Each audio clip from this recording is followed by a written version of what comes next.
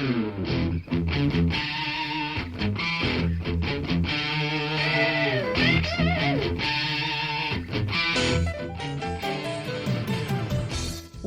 to Thriving Entrepreneur with your host, Steve Kidd, third-generation minister and 30-year business coach. Listen in as amazing, world-changing authors, speakers, and coaches share their struggles and victories. And hear from best-selling authors' insight into how you too can live your life as a thriving entrepreneur. This is Steve. Welcome to Thriving Entrepreneur today as we talk to you about flourishing without sacrificing what is truly important. What are the things that are non-negotiable? What are the things that aren't worth whatever level of success you have? Success absolutely is yours. It's something you were born to, meant to have. But there are certain things that if you sacrifice what's really important, the success means absolutely nothing. And so today we want to dive really truly into that whole concept with a software tool that helps you be able to manage customer relationships, with talk about the science of flourishing, and talk about how to scale without sacrificing family. We've got three really great, amazing guests here as we move into our 10th year. We've been now on for more than 10 years, and we're still going strong. We've got some fun technology changes that are happening, but we're still the same thriving entrepreneur, and we're going to keep on moving and growing and flourishing and thriving in all that we do so that we can continue bringing this to you, and we could talk to you about important things that all boil down to how do you live as a thriving entrepreneur. And this one is maybe one of the most paramount, because flourishing without sacrificing what is truly important is something that often we don't even know or think to address. We're looking at all of the things that we deem to be important, all the things that are supposed to be important, but we forget the things that really truly are important. Our family, our health, our emotional and physical well-being. All of those things are far more important than any money you can put into the bank. And when you put those important things first, then you find also that everything else comes along with it. Those are the cabooses on the train, with the engine being the whole and healthy and well and powerful you that's at the front of it, leading things and learning things that are essential skills to allow you to flourish, that then allows your business to flourish, that then allows you to be a powerful, impactful part of the world, which then allows the world also to flourish. Imagine what the world would be like if everybody just took, and just for one day even, tried to just be the best version of themselves while it's called today. I can't make everybody do that, but I can most definitely show you some tips, some tricks, and some techniques on how you can flourish without sacrificing what is truly important, as we talk today about how you can live as a thriving entrepreneur. And so with that said, let's jump right in to our first guest. Join me in welcoming Ashsish. Hey Ashsish, how are you doing today? I am really well, Steve. Thanks for having me. Yeah, absolutely. Great to have you here with us. First off, tell us a little bit about you and how you show up in the world. Yeah, sure. That's a beautiful question, Steve. So I live in, I live in Boulder, Colorado. I'm married. I have a 14-year-old son and a 8-month-old puppy. And, that's how I show up in the world. And the work that I'm really excited on the second mountain journey of mine is really to help people integrate the science of flourishing into how they live, how they work, how they lead, so we can create better outcomes for the planet, for each other, and just truly operate at our fullest potential. So that's the work that I do every day. In fact, that's how I live every day. So yeah, that's me. I love it. So tell us, what is the science of flourishing? Yeah, so look, I think we have to, by the way, Steve, I came into this just in terms of background for people. I grew up in India. I'm an engineer. I did my undergrad and master's in engineering. I got my MBA at University of Chicago, and I spent 25 years in consulting, 17 of those with McKinsey and Company, where I was a partner, leading all of their resilience, adaptability, and well-being work in the last 5 years. Okay. And I wasn't really studying flourishing or necessarily happiness, Steve, in my research that I was doing, which became the core part of the book, Hardwired for Happiness. What I was really researching was what keeps us stuck in fear and anxiety. Look, by all standards, we are more prosperous as a generation than has one that has ever lived. We're living longer, we are more connected, we are more efficient.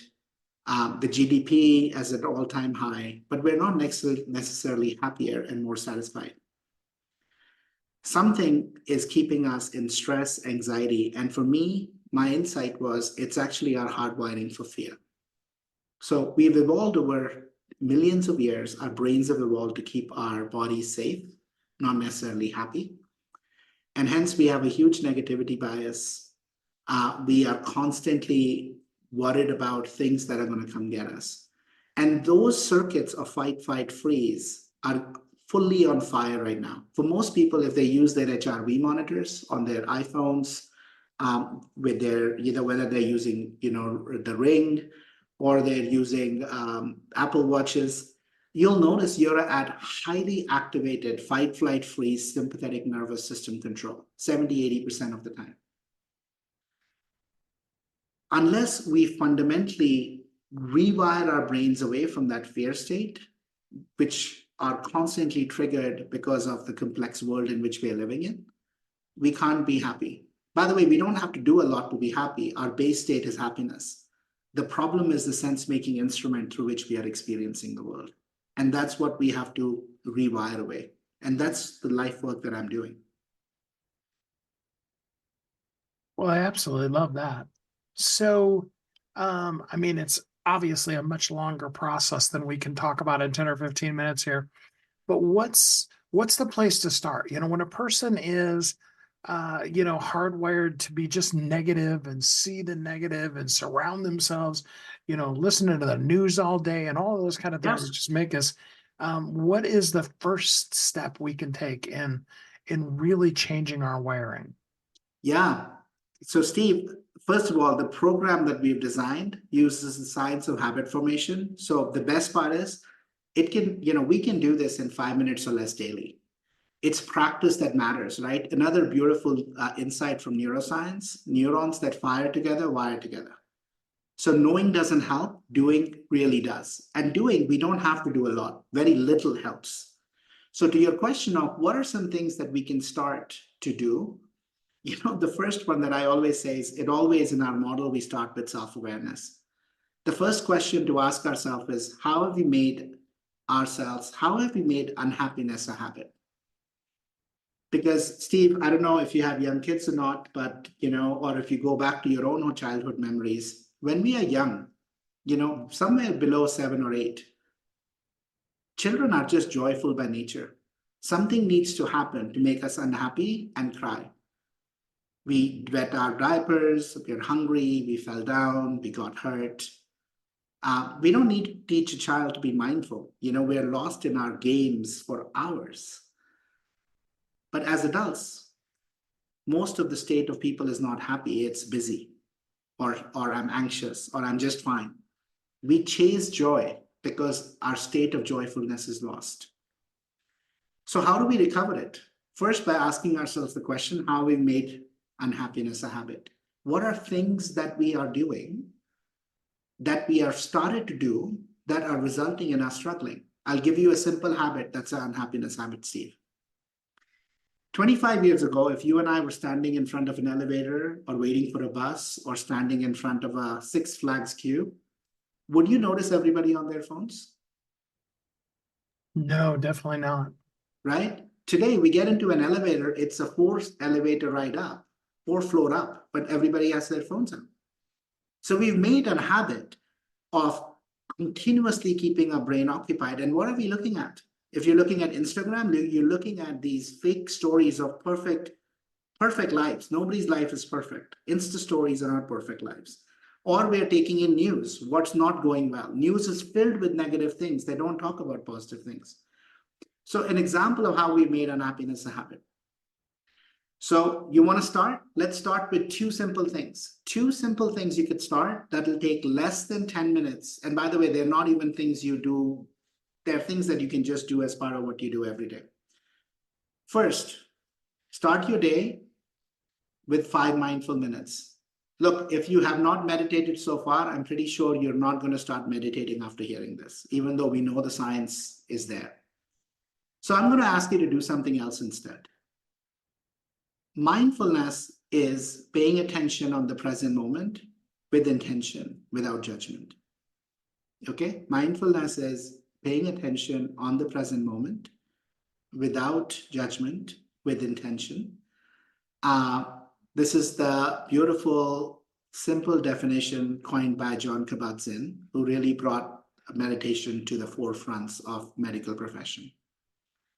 So think about 5 things you do in the morning. You know, I'm sure you brush, you have a shower, you make coffee, you pack for your kids. Whatever you do, think about 5 things you already do right now, Steve. But tomorrow, when you do them, just be present fully with what you're doing. If you brush, just be with the sensation of brushing. Be with the sensation of putting toothpaste on your toothbrush. Feel the aroma, the taste, the flavor of the toothbrush. See if you notice with the left or right. We all start in different. Notice if you actually, brush before your shower or after your shower. Just be present with that. And if you just do that, right, with brushing, with coffee, with having your breakfast, you're practicing mindfulness. Instead, what do? The first thing we do is we take a look at our phone. So keep your phone away from your bedroom and just spend the first 5 minutes or whatever you do it mindfully.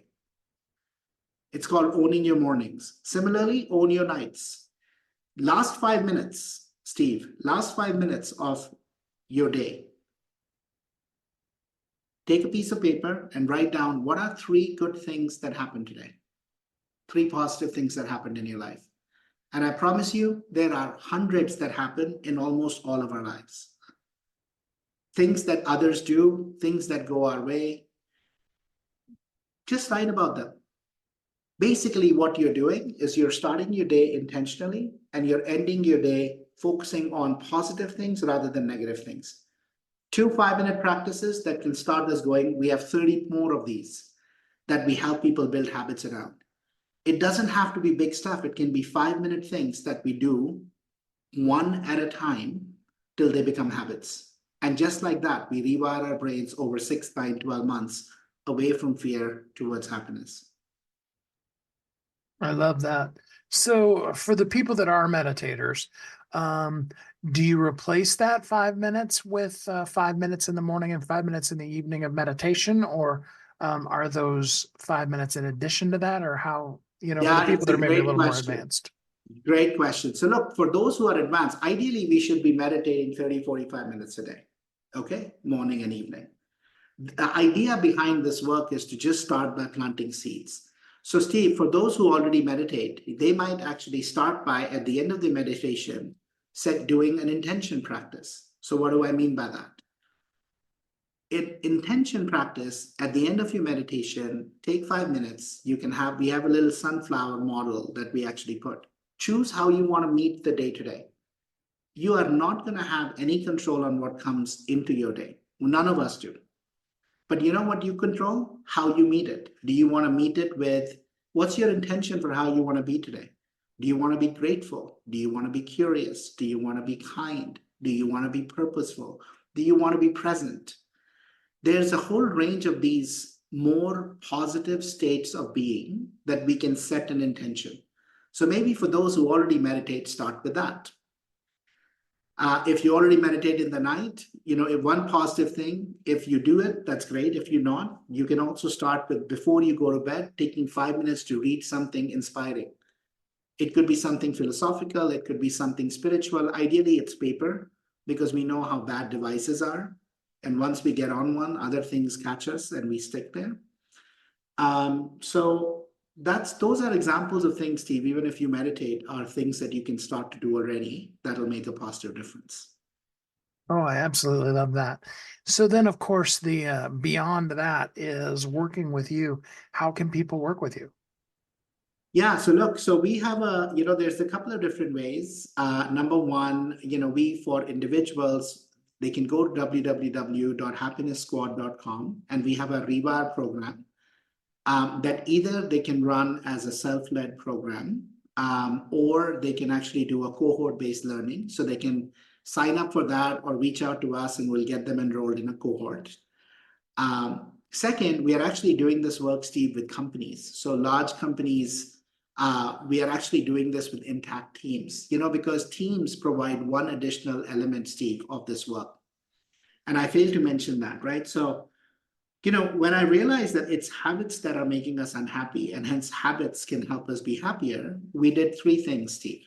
Number one, I looked at the science and I said, okay, let's make them small, right? That's why they're 5 minutes.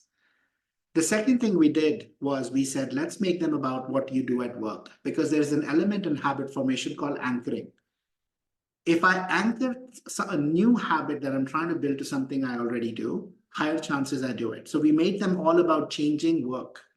So many of them are tied to you already do something, you're going to do something differently.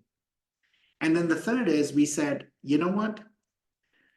If I commit to you, Steve, that, if I commit to myself, I'm going to go for a walk every day, maybe I'll do it, maybe I don't. If I commit to you, higher chances I'll do it. But if you and I say, hey, let's meet once a week and walk together, now I significantly increase my odds of me sticking to the behavior.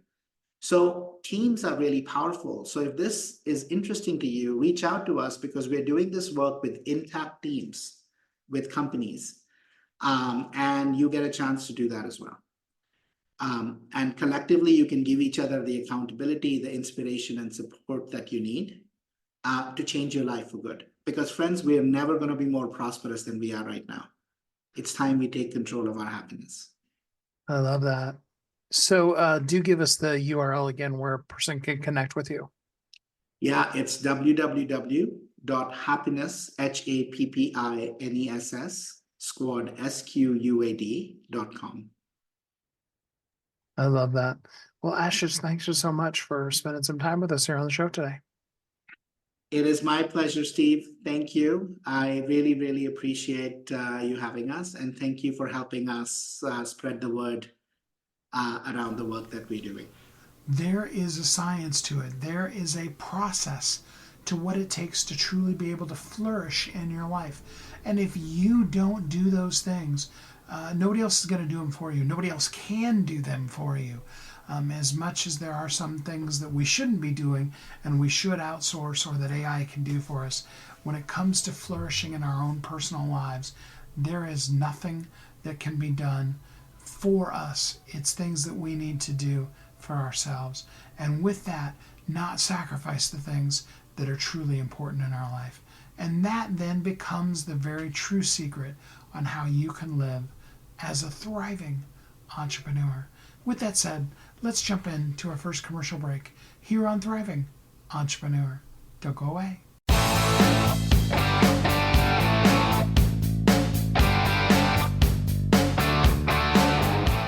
Hi, my name is Steve Kidd. I am a third-generation minister, an international best-selling author of multiple books, and I help people write, publish, and market their books to bestseller. In fact, there are literally thousands of people that have used the system that I created to be able to write, publish, and market their books, and now they're best-selling authors. And you're next. I just wanted to come on for a minute, say hi to you, tell you a little bit about me, introduce myself, and tell you I know the world is waiting on your message, and I would be so honored to be part of sharing your message with the world.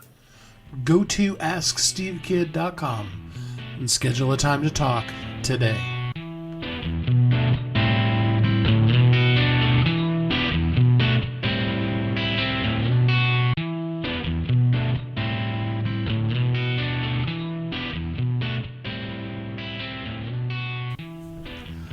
This is Steve. Welcome back. Thanks for listening to Thriving Entrepreneur today as we talk to you about flourishing without sacrificing what is truly important. I want you to live and love and flourish and thrive in all that you do. And these are some tips and things that you can use. Next, let's look at a software platform that can allow you to make better connections with your staff, but also allow your staff to make better connections with your clients and customers, and let them also flourish and let them know how truly important they are to you as we all work together to be thriving entrepreneurs. So with that said, let's jump in to our next guest here on Thriving Entrepreneur. Join me in welcoming Mike Latch. Hey, Mike, how you doing today? I'm doing all right. Thank you for asking. First off, tell us a little bit about you and how you show up in the world. A little bit about me. I have a pretty technical background, and then ended up with a sales position that took me from thinking that sales was like a bad word. My father was an engineer, both grandfathers were engineers. I started my career as a physicist for a defense contractor, and I got really lucky, and then I worked for this company, and had a great sales manager and taught it as a process, and went from thinking sales was a bad word and the world doesn't need sales and marketing, to realizing that if it's done well, sales, that is, it's a good experience for everybody, and you're just kind of helping people make decisions. And that job led me on a totally different trajectory, where I ended up using my technical background, building software to help other salespeople help people make decisions and in a scalable way and all that kind of good stuff. So that's a little bit about background a little bit further ago. And then I started my first company about 10 years ago. It was a software company, and then that got bought by a large residential solar company, and then that got bought by a big company, and then I thought about retiring, and then decided to start another software company, and here I am, CEO of another tech company, and writing a book. It's almost out. Love it. So tell us what your new company does. So the new company is called Patter AI, as in pitter patter of little feet, or patter like sales patter, little sound going along. And Patter AI exists to help large strategic sales teams have better interactions with their end customers when they're actually with them. So we have a very, very powerful and configurable platform that we configure for a particular client, so that large sales team, 50 reps, 500 reps, 5,000 reps sort of thing, when they're sitting with their customers, they have like one kind of magic pitch book, if you will, that kind of really helps them deliver a high quality message, helps make sure that the end customer understands what's being told to them, and understands if they, as they make decisions and choose options along the way of something complicated like a residential solar system, or a pool in your backyard, or software for your bottling manufacturing plant, or something like that. It just makes it so that a large sales team can do a very consistent and high quality job of delivering information and helping people make decisions they'll be happy with. And then we're leveraging generative AI capabilities in terms of like transcribing those interactions if the client and customer wants it, and then you can actually give feedback right away without a sales manager having to review everything, similar to like a sales ride along. You can give a lot of that same feedback with generative AI based tools now. It's pretty neat. I love that. That takes the whole concept of being a sales manager to a whole different level. Oh, how fun. Yep. All right. So give us some examples for people who aren't familiar, just some of the basic things that people use your software for every day. So our clients, we're actually going live with our first client now. And we have some other larger clients in the pipeline, and they use the software so we take the platform we've built, and then we, through an iterative process, working with the client, configure it so that the client's sales team has like one comprehensive like iPad experience or laptop experience, where everything that that salesperson needs to walk a customer through a purchasing decision is there. So I'll just make something up. So if you're, if you're buying a pool, right, for your backyard, you might, well, hey, you can have it deep, you can have it shallow, you can have these materials and those materials. There's all kinds of different options, and let's help you figure out what you want. So you might be showing different images, and if they choose, a certain depth, then they have to fence automatically has to go around. I'm making things up. I'm not a backyard pool expert, but I can imagine a process. And then eventually you might want to, well, how are you going to pay for this? Well, do you have any financing? Sure. Let me tell you about our financing. And then you'd need to facilitate that. And so you'd need to integrate with banks and show a credit check sort of process, just anything that you would need to like make it so it was very easy for the end consumer to make decisions and get to either yes, great, this is what I would like, and those are the options I would like. Thank you, I understand. Or I understand what you do, I understand the options, and that's not what I would like, and so we aren't a good fit. So a good salesperson and then a good sales process helps a customer make a decision that they'll be happy with if they either purchase or don't purchase, right? So I have a pretty opinionated outlook on what good sales and a good sales process is like. You're not just trying to get somebody to make a sale, you're trying to help somebody make a decision that they're gonna be happy with, whether they choose to purchase or not. And then that's the book that we're writing has a lot to do with that. And then if you're a particular big team, how technology can scale up those sorts of sales processes and stuff like that.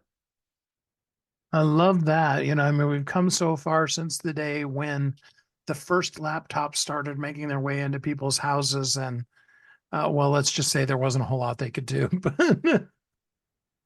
Yes. Right. Yeah. There's if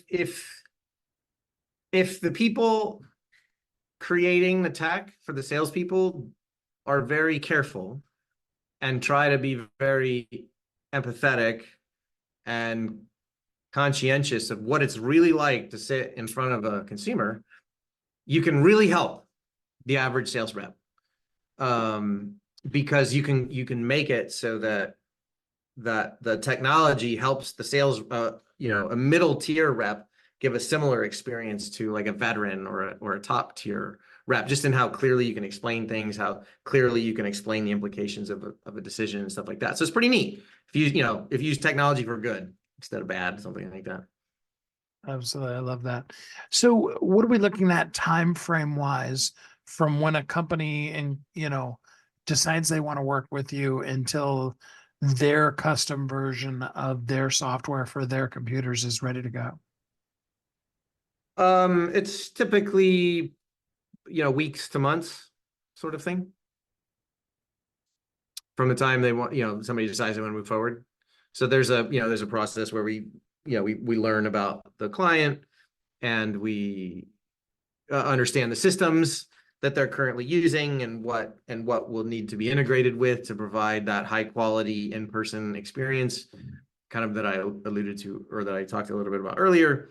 And then you go through an initial configuration of the platform for them, and then it's iterative from there. And it's pretty neat too.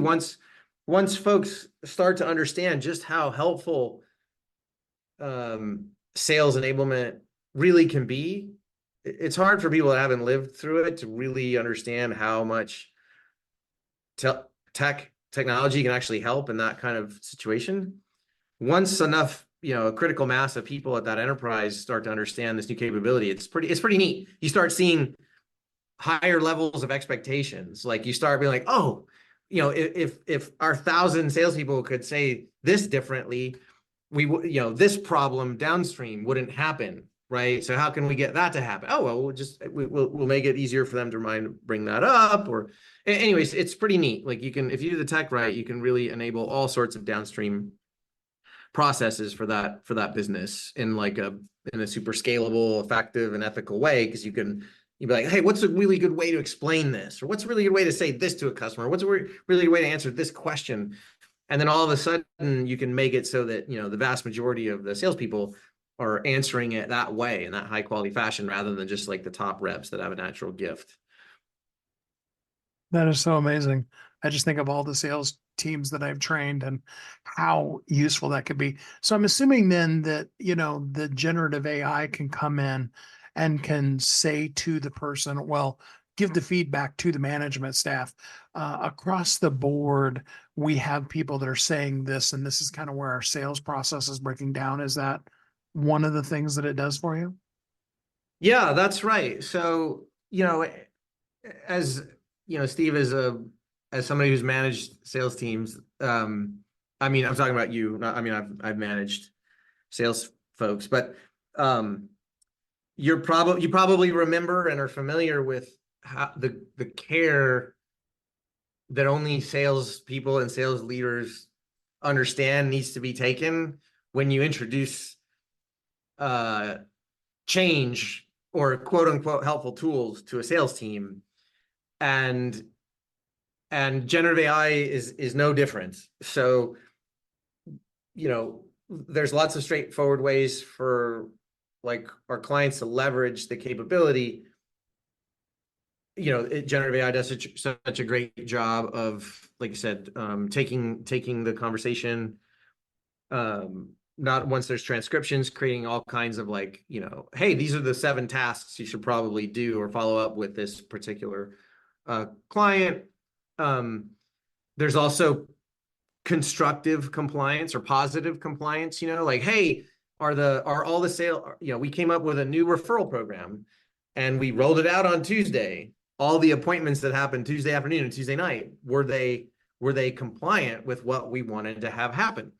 Now, what you do with that information, obviously, it is where you can make an initiative like that successful or not successful, right? If you immediately give a message back to an individual rep, like, hey, you didn't do anything right, then it feels like Big Brother and doesn't really feel like they're helping. But if you like, look, this great referral program, it's great for your end customers. It's also going to help you increase the percentage of your own business that are referrals, which means that there's going to be a better fit for the customers on average that you meet with, which means it's going to be shorter sales cycles if they do purchase. If they're going to be probably happier customers.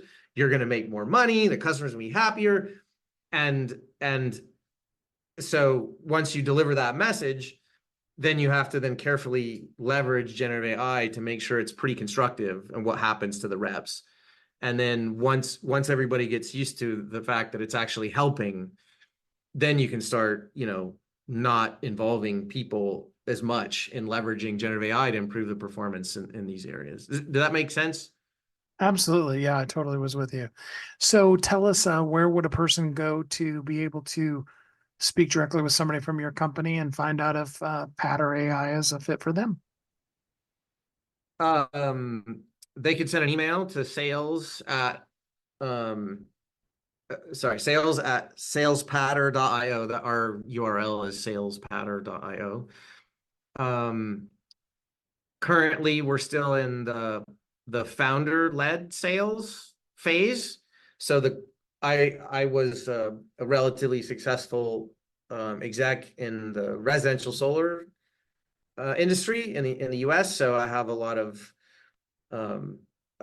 I drove a lot of revenue and growth at a company that sold for around $1 billion a couple years ago, and that company grew pretty quickly, and that company would not have been able to grow nearly as quickly as it did if it would have continued with like off the shelf sales enablement. Instead, that company hired me and my old company and my old team, and so because of that success, a lot of people are aware of it, so we're able to like work with our first clients, or quite a few clients, just because they're other like decent sized companies and they're aware of what we did before. And but so anyway, so sorry, I'm very talkative. So right now you'll actually talk with founders, right? It's not like that forever in a tech company's journey, but for now you'll actually be working with founders if you're interested in finding out if Patter AI and you would be a good fit, sort of thing. I love it. So salespatter.io is the URL. Yes, sir. Perfect. Well, Mike, thanks so much for spending some time with us here on the show today. Yeah, thank you, Steve. I appreciate your time, and it was very nice to be here. Sales teams are so powerful, but they're only as powerful as they follow up. The fortune, as they say, is in the follow-up, and you need systems in place, you need processes in place, and then the people need to follow them. I'm always telling people when I'm sales training them, I can give you all the best tips and tricks, all the best software in the world, all of those things, but at the end of the day, the one thing that I can't do for you is I can't be committed for you. You need to put in the effort and the work. This is a great platform to help you interact with your clients. And if you use them, your salespeople can be powerfully effective in what they do. And then you can flourish without sacrificing what's truly important and live as a thriving entrepreneur. With that said, let's take our next commercial break here on Thriving Entrepreneur.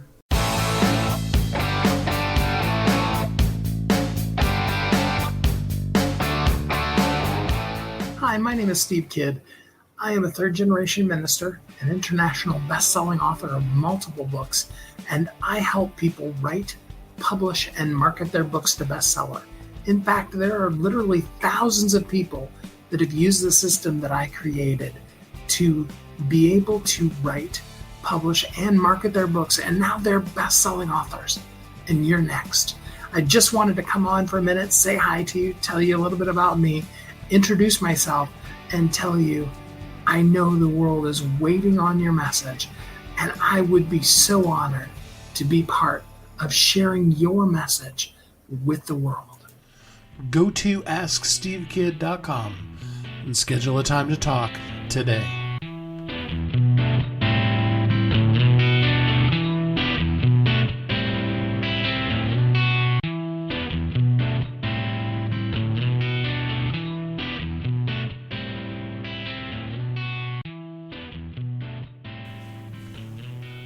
This is Steve. Welcome back. Thanks for listening to Thriving Entrepreneur today as we talk about flourishing without sacrificing what is truly important. We've looked at the science of flourishing. We looked at a software product that can help your sales team flourish and allow your clients and customers to really know how much you care about them. Because people don't care how much you know until they know how much you care. And now we want to look at scaling your business, but we want to also look at that very important element of it about not sacrificing the things that are truly important. Because at the end of the day, if you sacrifice what's important and you don't then have a family, don't have a life, don't have your health, none of it matters. And then you won't be able to live and love and thrive. So let's look at it as we jump deeper into the concept of flourishing without sacrificing what is truly important here on Thriving Entrepreneur. Join me in welcoming Jeff Koch. Hey, Jeff, how you doing today? I'm doing great, man. How you doing, Steve? I'm doing really good, thanks. Start us off by telling us a little bit about you and how you show up in the world. Yeah. So I'm a currently own a business coaching business owners, but I come from a past of owning multiple service companies and parts companies. I've owned them for multiple years. I sold a few of them a couple of years ago, and really loved growing business. And now my goal is to help other people grow their businesses and learn to scale without sacrificing all your family time. Oh, I love that because family time is almost always the very first thing that dies when a person starts their business. So what's the secret? How do you hold on and keep that family time as sacred when, the business wants to take over 24 hours, 7 days a week of your life? So what I've found is I generally work with business owners that are kind of at the $1 million in gross revenue now. What I found is when you first start, unfortunately, it is grinding. Like you do have to put in the time. You're going to have to make some sacrifices. But over time, you need to start working smarter, not harder. And you've got to start implementing processes. And what I find a lot of business owners have done is they through brute force, they've built a business and they've done it. But there's no scalability and there's no business without them being there every day. And when you build a business that way, it's like a ball and chain. So it's kind of understanding technology, using technology to your benefit, and, building processes and systems so that you are not the face of everything in the business. So how much of that also has to do with just not being willing to let go because nobody can do it quite as well as you can? So you got to come to a point when you realize, there was a point in my business life that, I thought I was just the genius. I was the magic sauce that made everything happen. And, somebody sat me down and explained, hey, you're pretty good, but you're not the magic sauce. There's a whole team around you that's doing all this stuff. You're just standing in front of everybody. And you kind of got to, swallow your pride a little bit and realize there are people out there that are great at all kinds of things. You've got to give them the chance to shine and invest in those people, invest in their futures and help teach them. It's easier to teach a team than try to do it all yourself. That is so true. So what do we do about the fact that, some people come in and they're just, they're top tier people and they already know what they're doing. But other people that we bring into our business, they're going to need to be trained. They're going to make a good employee if you teach them right. But, what do we do in that interim when, we are going to lose a little bit in productivity to trade it for training somebody to make things better long term? Yeah. So it's key that when you're growing the business, sometimes it's just easier to just do it yourself, but you've got to take a step back and realize you're not helping the business in the future. Make the sacrifice today, create a process and train the employees how to do it the correct way. And then it'll scale from there going forward. I found sometimes business owners will blame employees, and the reality is employees don't want to do a bad job. 90% of the time, they've not gotten the training to actually do the job correctly. And of course, that then falls back on you, the owner, who didn't train them correctly to begin with. So how do we put in place processes? Because, especially when you make that transition from doing it yourself to having somebody else do it, a lot of it is inherent. It's often all up in your brain. So how do you move it from out of your head and onto something that's actually a system and a process? So I think the easiest way to start doing it, and once you start, it becomes a little easier over time, is record yourself doing it. So just as an example, let's just say you're going to do an automated, batch billing in QuickBooks, and you know how to do it. You just get in there, click, and you do it all the time. Well, record your screen and talk it out as you're doing it. And just by doing that, you've now created an SOP for somebody else to follow. It's a video. It's easy for somebody to use as an employee for training. Like, that's the easiest way I found, is just really start recording yourself doing them, and it'll start to make sense. I love that. So, how's a better way? How do we know when we need another person to be running something versus doing it ourselves, or even having, one of our employees is doing it, but now you need to bring on the next one?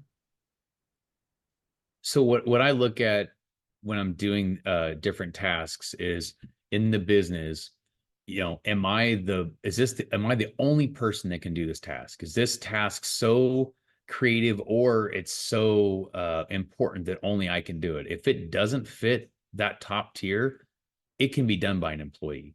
And a lot of times it can be done by an employee probably faster than you're doing it. You just don't realize it, because kind of back to that pride, you think that you're the best at doing it. In my business, in the past and even currently, I started doing some of the marketing, and it takes me a week to create marketing campaigns. And I have a marketing person that literally does them in 30 minutes. And I thought my stuff was great. So it's kind of that, let the team do it, and only focus on, especially as the owner, and things that you are the only person that can do. I love that. What do you think about the old saying? And I'm not even sure what I think about it anymore these days, but I heard said a lot for a while: don't bring on another employee until you don't care where they sit. What do you think about that phrase? No, I think that it is hard as a business owner when, especially as a small business owner, when you bring on an employee, it becomes part of your family. It's a big financial burden to bring on an employee. So you really want to know where they're going to be at and what they're going to do. Also, I think that when you bring on an employee, to be fair to that person, they're making a commitment to you. You should have a well-defined role and responsibilities that you want them doing. So if you sit down and realize in the business that, okay, every day there's 20 or 30 tasks a day that I'm doing that I may be okay at getting them done, but I'm not the best person to do them, and other people could do them for me. That's when it's time to bring on an employee, but bring them on to handle those tasks, not just kind of bring them on and then let things work themselves out. I like that a lot better. So, what is the one thing that when people start working with you, you wish they knew that they almost never do? Yeah, that's a great question. Because I feel like my answer is probably not the best. And my answer would be, I wish that they would just know more of what we're doing, but obviously they can't if they're new.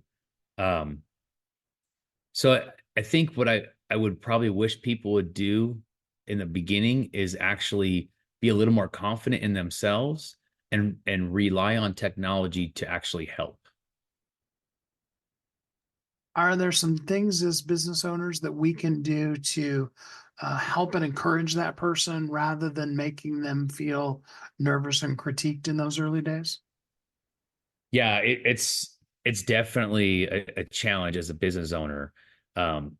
You got to understand with employees, especially when they first coming on, they're going to be a little bit intimidated. They may not know quite where they fit. I think it's really important to have one-on-one time with them. Even if it's weekly, an hour one-on-one, open floor. Tell me what you're seeing. What do you need from me? What can I help you with? Give them a voice, and then also, when they bring things up, don't dismiss them. Even and I struggle with this myself. Somebody will say something in business, and I'll just kind of dismiss it because I've already went past that. But if you dismiss it, you're kind of encouraging the habit that you're not going to listen to them. So let them go through the process of what they're trying to share with you, and don't be so fast to dismiss things, because they may bring some other things to light when they start discussing it, and you may have just already shut it down and moved on. So I think giving people a voice and giving them a safe space to bring up their concerns. I love that. I think there's a lot of power in allowing a person to have a sense of ownership for what they're doing so that they really feel like it's theirs versus, something that they're just holding on to for a while. So let's talk more specifically about working with you. So what kind of people you mentioned certain level of business, but what kind of people do you prefer working with? So today, my main focus is taking business owners that are at that, and I use the $1 million mark really because at that point in a business, you won't be able to grow anymore through brute force and working more hours. And I generally do a lot of service business stuff, plumbers, electricians. Through brute force, you can get to $1 million in sales. It's hard, but you can grind, you can put in the hours, you can make it happen. You can have 10 employees, you can do it.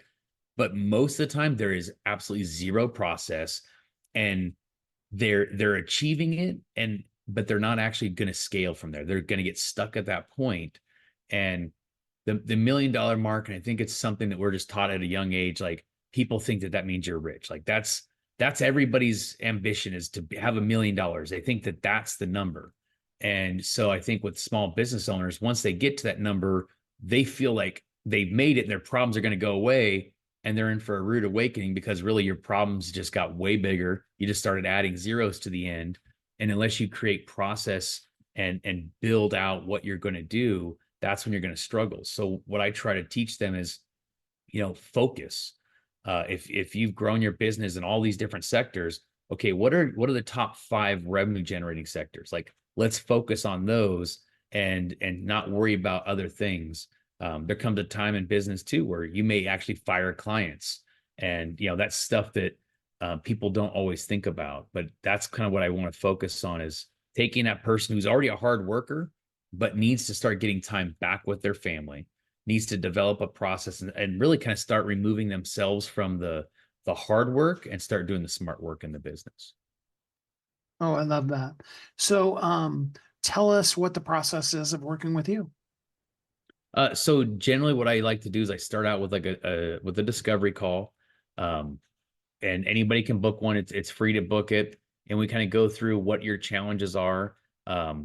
We find in business, sometimes the challenge is, how do I scale? Sometimes it's, how do I just get back time? How do I get back time with my family? I've created this monster of a business, but I can't even sleep at night. So we help with, time blocking, how to manage your schedule, how to scale, but scale controllably. So you don't put yourself out of business. I've seen businesses that scale so fast that they run out of money, even though they've got so much money coming in. So it's, how do we do that? How do we build a legacy? If you're going to take that business, and I ask everybody in the beginning, well, what's the end goal? When we first meet, what's your goal? Is your goal to just grow this to a $10 million business and you're going to pass it to your kids and it's going to go on forever? Is it you're going to get to a certain dollar amount and then sell it? But there has to be an end goal. And I find a lot of people, they don't have an end goal in mind. Their goal is to keep making money, and they don't know what they're going to do. So true.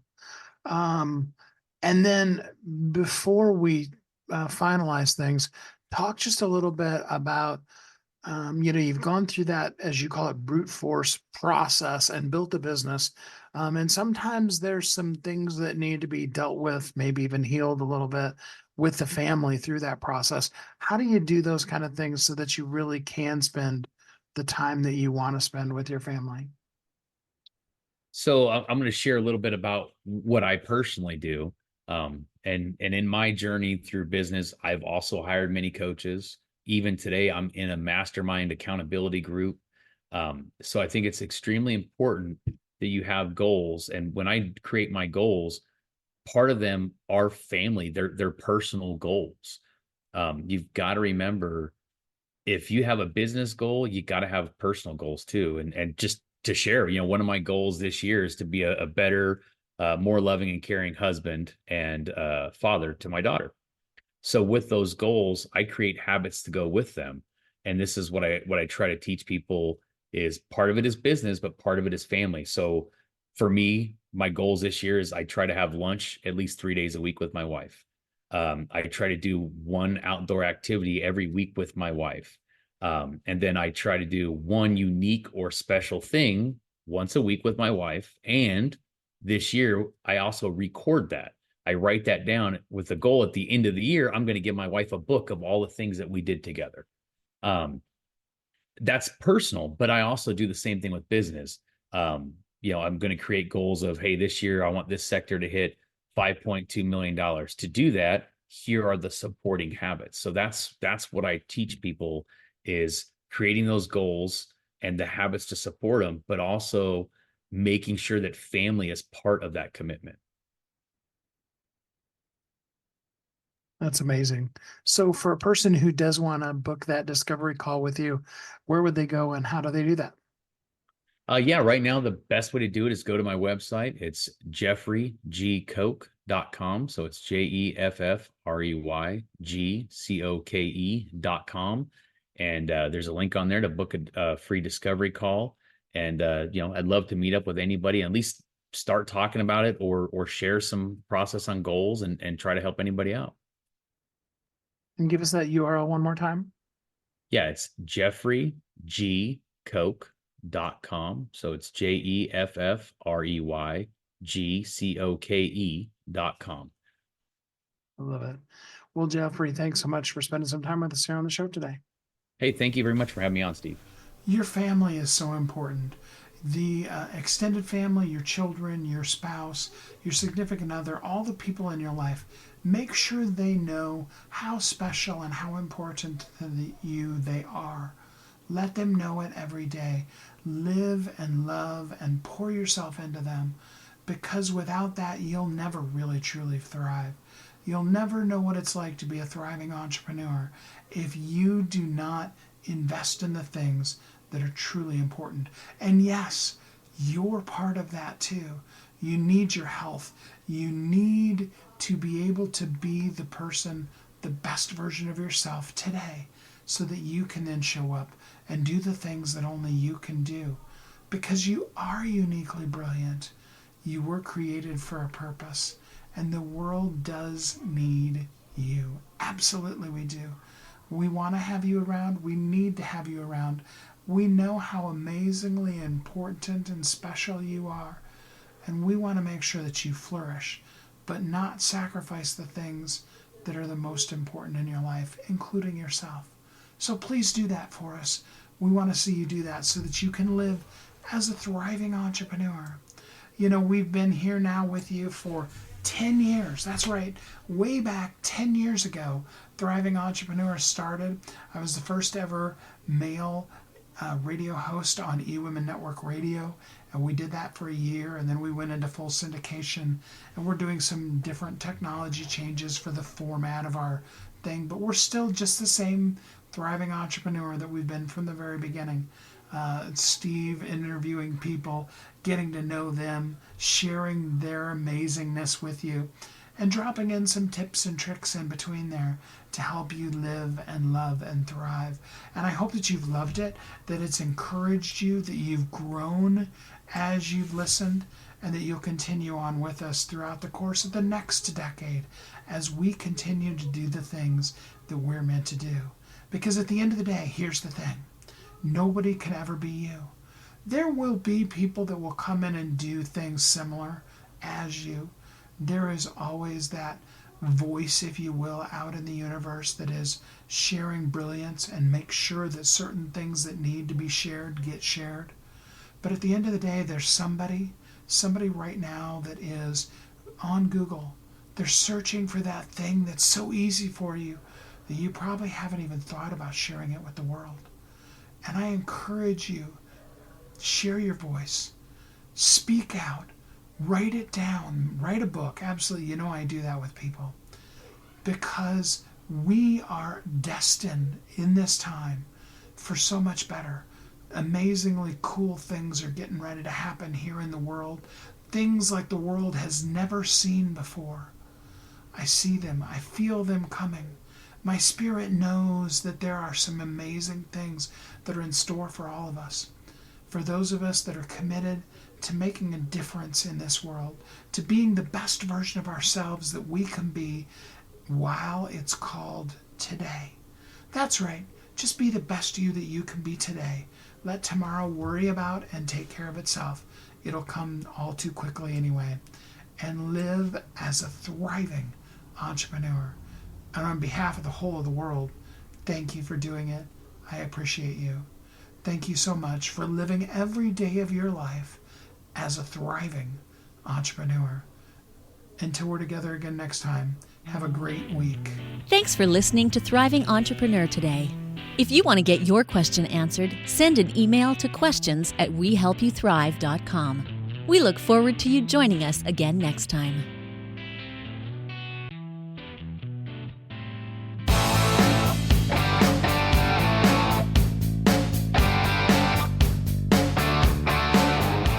Hi, my name is Steve Kidd. I am a third-generation minister, an international best-selling author of multiple books, and I help people write, publish, and market their books to bestseller. In fact, there are literally thousands of people that have used the system that I created to be able to write, publish, and market their books, and now they're best-selling authors. And you're next. I just wanted to come on for a minute, say hi to you, tell you a little bit about me, introduce myself, and tell you I know the world is waiting on your message, and I would be so honored to be part of sharing your message with the world. Go to AskSteveKid.com and schedule a time to talk today.